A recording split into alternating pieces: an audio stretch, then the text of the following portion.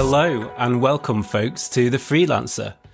This podcast discusses all things publishing through a social justice lens. My name is Andy Hodges, and I'm a cultural anthropologist turned fiction writer and editor, and I own a book editing business called The Narrative Craft. Please subscribe to the show so you never miss an episode, and sign up for my fortnightly newsletter in the show notes if you want more regular updates. Right, so this episode is a business advice episode, and it will apply to anyone with a small business.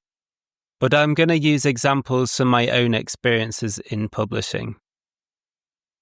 So today's topic is all about how extraction can show up in our small businesses. And I'll start with a quick definition. So my first thought is of a tooth extraction. You know, when you go to the dentist, it's not happened to me yet, and I hope it never does, but it probably will happen one day. So yeah, there you go. So you go to the dentist and they take your tooth out. So it's taken out, it's removed with force. So with extraction in small businesses, it can be a little bit different. So when you go to the dentist, there is clear consent there. You consent to that happening. But with extraction in small businesses, there may be a lack of consent.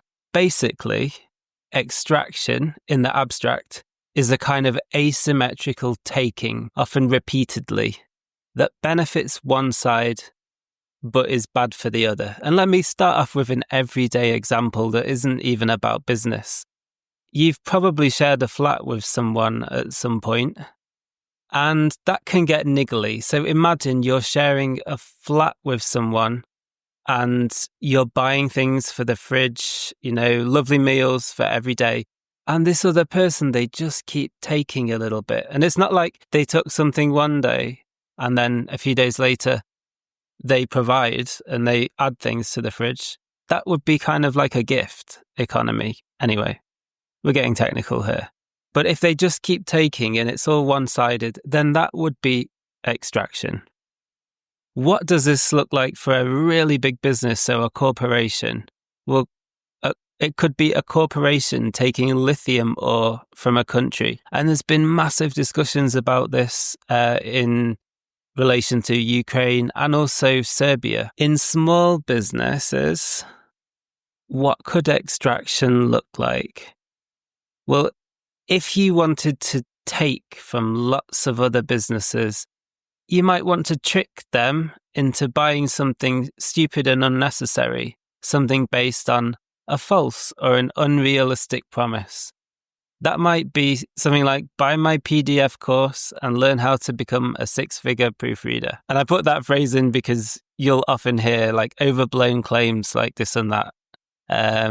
You know, start this business and earn six figures, etc. And I would say right now there are easier ways to earn six figures than to become a proofreader. That's for sure. So here, there's often some kind of beautiful lie, and this beautiful lie taps into a customer's fears or pain points. And there's often a lack of informed consent here. So, because judgment's often clouded by emotions, by urgency. They might say you have to buy this thing by the end of the day, etc. And it's not just emotions and urgency. Sometimes the customer just doesn't know enough. Like, this often happens with hybrid book publishing. A new author invests heavily in a nice cover, nice editorial, and so on. And that's what the hybrid publisher makes their money from. But then they don't have a clue about marketing, or they don't know that you have to market a book heavily and build an audience. And, you know, the hybrid company doesn't always offer them much help with that. And that can be a real problem. So they can feel cheated, etc. So that's one situation in publishing where this shows up. What does this look like for you as your small business in publishing? And I'm assuming here you're not a hybrid publisher. And if you don't know what that means, I've got some links that I'll leave in the show notes. So when you run a small business, you can be extracting from other people. Other businesses can be extracting, taking things from you. So you can kind of be the person or the business that's being exploited, or you can be exploiting others, or you can be doing neither. And this can quickly become a blurry mess, and it can be confusing to navigate. And I think this is one of the things which is behind why a lot of small business owners feel icky about marketing and about pricing and about selling their services. Because sometimes they feel like they're exploiting others, and sometimes they feel like they're being exploited, and it all just becomes like a mess full of contradictions, and it's super confusing. So in this episode, what I want to do is break through the confusion a little bit. And I'm not saying this will solve your kind of qualms and your issues with pricing in general, because there's so many different things which contribute to what makes up a price, so many different thoughts and feelings. But to break through the confusion, I'm going to discuss a simple way of thinking about extraction. And I learned this on Bear's amazing course, Marketing for Weirdos, which I've also linked to in the show notes. And I'll start with the situation where someone else is extracting from you. So you are being exploited here. And it's a little bit abstract, but I'll give you some examples. So in this situation, they are following the logic, this other business or whatever. They are saying, I want to get the most amount of work for the least amount of money. And what can this look like when you're exchanging emails or jumping on a call with someone? Well, it can look like them asking you for a discount without giving a good reason for it. It can look like them asking you for your so-called best rate. And I've got a lot of friends who work in the translation industry, and it's one of those phrases, your best rate, that agencies often pull out. And it's a funny phrase because, it's kind of like gaslighting in a phrase, because it's not the best rate for you as a freelancer. It's the best rate for them as an agency. So that's one situation. And if someone else is exploiting you in this way, there are a few clues that might be happening. So first of all, think about, do you have the power to set your own rate? Is there a debate and a discussion? Or do you have to work for their rate and it's fixed? Point 2, do you have control over your workflow and the tools that you use to complete the job? And I'll give you one example here. So when I started out as an editorial freelancer in my first year, I used to take on quite a lot of translation work as well. And some of the translation agencies who were not so great quality, in my humble opinion, they would impose workflow conditions on me. They'd say, you have to use our specific translation tools. It's called a CAT tool if you work in that industry. And that involved some learning, but you just had to learn how to use that tool, and you weren't paid extra for that. It was just assumed that you would jump through that hurdle if you wanted to work with them. Other translation clients I had were like, you do your own thing, have your own processes, use your own CAT tool if you want. All we care about is the quality at the end. So that's one thing to watch out for. How much control do you have over your workflow and the tools that you use to complete the job? And in my experience, editors and proofreaders who are often working for very big corporations, mostly like publishing presses and so on, very large presses, mostly fit into this category. And that is because corporations are designed to maximize profit. And you maximize profit by following that principle. I want to get the most amount of work for the least amount of money. A small press or another freelancer is more likely to look at you not as something that can be extracted from, but as another human being with needs and desires, etc. And that's why they're much less likely to follow that principle. So it is a little bit linked to the size of a business and how much they're focused on being like a business. Now let's flip all of that over and look at situations when you as a small business might be exploiting others. In this situation, you might be being extractive if you follow this principle. And I'll say the sentence a couple of times again. I want to get the most amount of money for the least amount of work. Sounds pretty good, right? Let me say that again. I want to get the most amount of money for the least amount of work. So if I followed that principle to the extreme, this might show up as charging a really, really, really high amount for a 1-hour coaching call or something like that. And I mean ridiculous. I don't mean doubling your rates or something like that. So what does all this mean for you as a small business owner? Well, the first thing that I learned when I got my head around these two sentences, I was able to categorize lots of my business interactions with different, big publishers and other freelancers and so on. And it really got me thinking about situations where I'm being extracted from and where I might be being extractive towards others. I think one of the phrases that you've probably heard is scope creep. And that's when you sign up for a job and then for some reason the client asks or makes many more demands on you. And you should just say no. But sometimes there's a kind of unfirm boundary there. Like there aren't strong boundaries asserted. And that's a situation, scope creep, when you can be extracted from.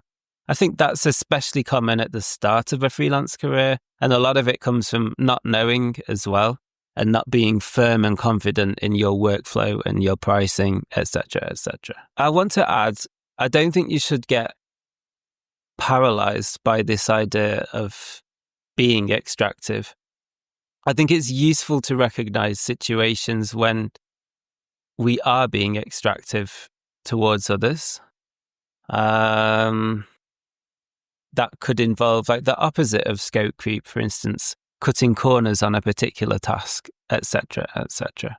But even if you say doubled your rates for editing services, let's say instead of editing 20 hours for 20 hours a week, I was like, oh, I'll double my rates and I'll just do 10 hours a week instead. Well, I'd still be earning the same amount. And there's no freelance law that says I have to work 10 hours, 20 hours, 40 hours, 80 hours a week.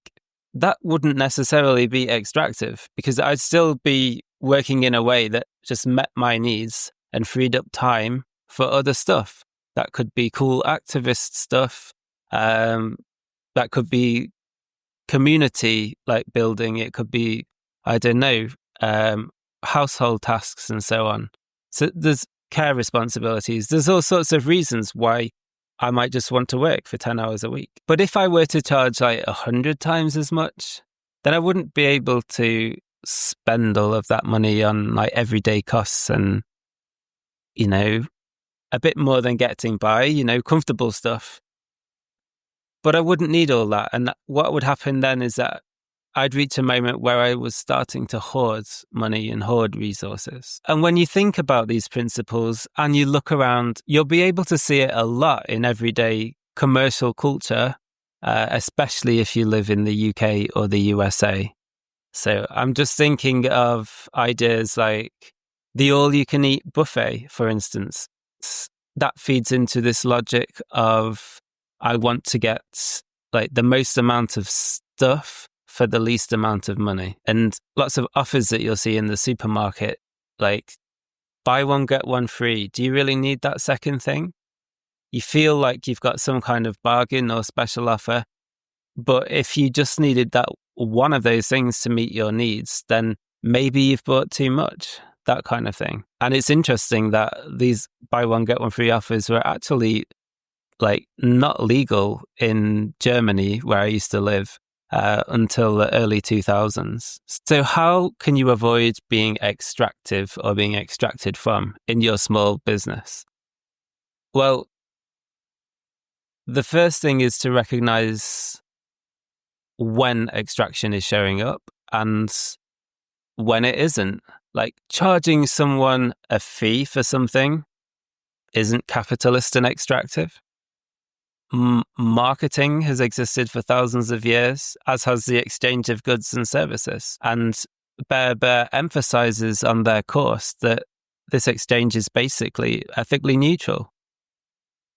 It's come to feel icky because a lot of the sort of exploitative and extractive marketing tactics have been baked into marketing as a thing and the small business space in general. So point 2 on how to avoid extraction, I would say be careful around big businesses in particular. That's corporations, very big publishers and so on.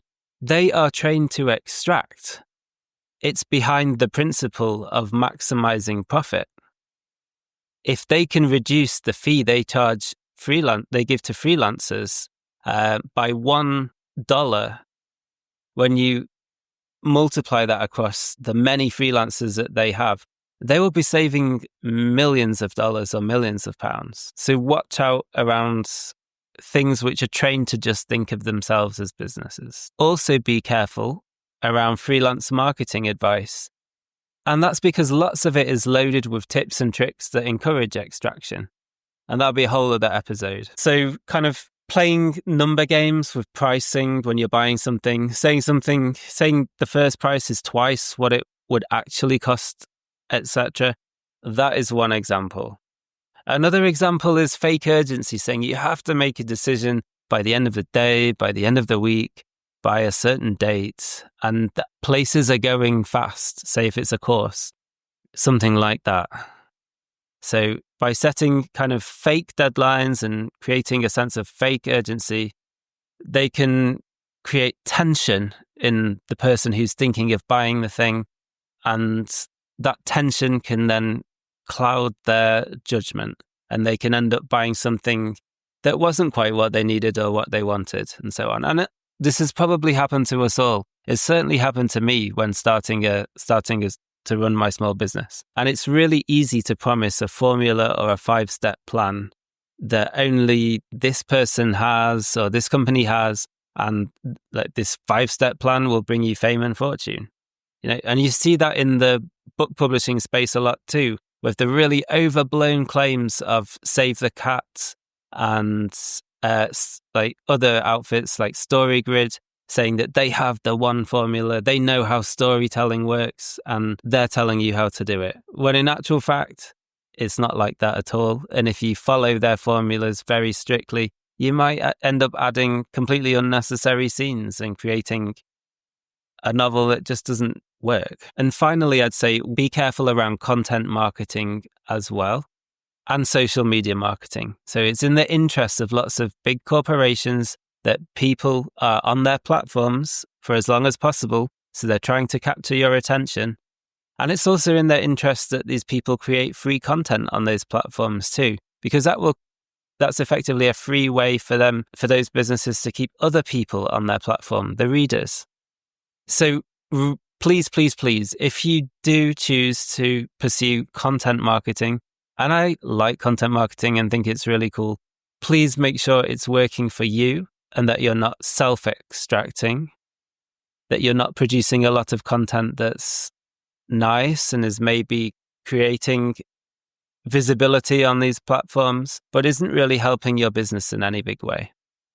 And I see this quite a lot with posts on social media.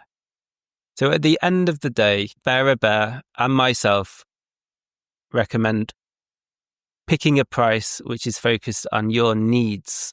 And that doesn't mean your like basic survival needs. It can be a zone of comfort as well. Absolutely. And rates and pricing that takes into account all of your costs, holidays, sick pay, pensions, etc. And this isn't easy, and I could probably do 5 episodes discussing different aspects of pricing. But by making a note and writing down all of that information of what you need, say, to survive, like a basic income, and then what you need to be comfortable, that is a good approach. And that's basically what I do with my business. And as a separate topic, if you want to avoid extraction, think of ways in which you can give back to the communities you're working with. Think of ways in which you can model what's called reciprocity, kind of a mutual giving and taking. And when you do that, you're building relationships as well. And I think this works better because if you want to create a small human-sized business, then relationship building is incredibly useful for that. And it's potentially a lot less draining. You need a lot less energy than you would to build like a really large audience. And for those of us who have been in business for several years, it's easy to see like there is a certain kind of business that might be a little bit scammy and people might only buy from them once and then they constantly need to find new clients. So that ends up being one-sided. It's a one-sided pursuit of growth for just to keep going and of finding new clients that you don't build relationships with, you just do one exchange with them. Whereas the kind of the services work that I do and loads of other editors and authors do, well, someone might come back to you in 1 year, 2 years, 5 years, and this happens and it's really nice when people get in touch again. But it makes a lot more sense and you can conserve a lot more energy if you're relationship building rather than just working with people very much on a one-off basis. Sometimes people only need a service once and that's fine. But if you're thinking about building relationships over trying to make my audience as big as possible, then you'll probably grow in a smaller but more sustainable way, I would say. Okay, so that's extraction. I will be doing other episodes looking at extraction in other settings, like academic settings, other publishing settings as well. But I just wanted to give you a taste of the kind of socially informed approach to business that I take. So thank you very much, folks, for listening. Don't forget to take a look again at the show notes for all of the useful links. And if you want to keep in touch with me, first of all, you can contact me about this episode, send me an email, sign up for my newsletter, or leave a review. And I'll see you next time.